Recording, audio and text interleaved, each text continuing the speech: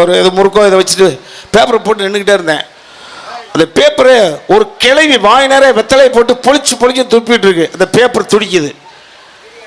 ஒரு ஆள் வெள்ளாடு 4 ஆடு நிற்கிது. எந்த நேரத்தில் புழுக்கையை போட்டு இல்லாட்டி சிறுநீரை கழிச்சிட பதட்டத்தோட அந்த பேப்பர் பறக்குது.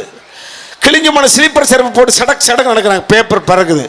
நான் 10 வயசில் அந்த பேப்பர் பார்த்தா பாவமாக இருந்தது. டேய் தம்பிராமையா, இந்த 6 கிலோமீட்டர் நீ நடந்து வருவதற்கு நீ சாப்பிட்ட அந்த 90 பட்டாணி கடலை தாங்கி நான் பண்ணானா என்ன அப்படியே துடிக்க விட்டு ராஸ்கல், நீ மட்டும் உங்கள் அம்மாச்சி வீட்டுக்கு போறியாடான்னு 10-11 வயதில் என்னை நான் கேள்வி கேட்டேன்.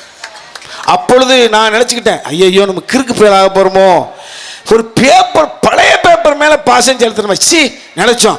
இருந்தாலும் அப்படியே யோசிச்சு கிளவி எச்சி துப்பிடுமோ, ஆடு மூத்திரம் பெஞ்சிருமோ, அந்த ஸ்லீப்பர் மேலே பட்டுமோன்னு அந்த பேப்பர் மடித்து அப்படியே பாக்கெட்டுக்குள்ளே வச்சுக்கிட்டேன். வேமனூருக்கு வந்தேன். எங்கள் அம்மாச்சி வீட்டுக்கு